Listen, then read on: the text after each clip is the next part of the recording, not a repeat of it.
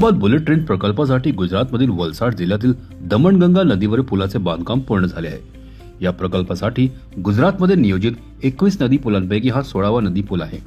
वलसाड जिल्ह्यात असलेले सर्व 5 नदी पूल आता पूर्ण झाले आहेत।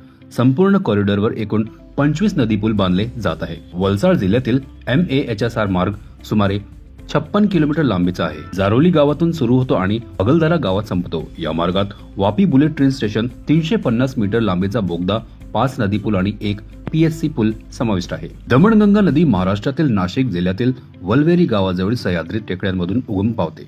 ती सुमारे 131 किलोमीटर वाहते। महाराष्ट्र, दादरा आणि नगर हवेली आणि दमण मधून जाते आणि नंतर अरबी समुद्रात मिळते। ही नदी पिण्यासाठी, सिंचनासाठी आणि औद्योगिक वापरासाठी पाण्याचा एक महत्त्वाचा स्रोत आहे। वापी, दादरा आणि सिल्वासा सारखी औद्योगिक शहरे तिच्या काठावर बसलेली आहे। नदीवरील मधुबन धरण हा एक प्रमुख जलसंपदा प्रकल्प आहे, जो गुजरात DNH आणि दमण आणि दीवला लाभ देतो, ज्यामुळे सिंचन, पाणी पुरवठा आणि वीज निर्मितीसाठी पाणी मिळते। नदीवरील पुलाची मुख्य वैशिष्ट्ये अशी आहेत: लांबी 360 मीटर, यात 9 पूर्ण स्पॅन गर्डर असतात। पियरची उंची 19 ते 29 मीटर, यामध्ये 4 मीटर लांबीचा एक, 5 मीटर लांबीचा एक आणि 5.5 व्यासाचा 8 गोलाकार पियर समाविष्ट आहेत। हा पूल बोईसर आणि वापी बुलेट ट्रेन स्टेशन दरम्यान आहे। या दोन्ही स्टेशन दरम्यान आधीच पूर्ण झालेला आणखी एक नदी पूल म्हणजे दारोठा नदी पूल। ही नदी वापी बुलेट ट्रेन स्टेशनापासून सुमारे 1 किलोमीटर आणि बोईसर बुलेट ट्रेन स्टेशनापासून 61 किलोमीटर अंतरावर आहे।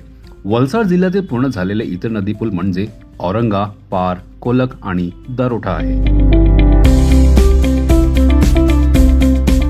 CEN न्यूज, देश प्रदेश की ताजा तरीन खबरों के लिए CEN न्यूज को सब्सक्राइब करें और रहें पल पल की खबर से हर पल बाखबर।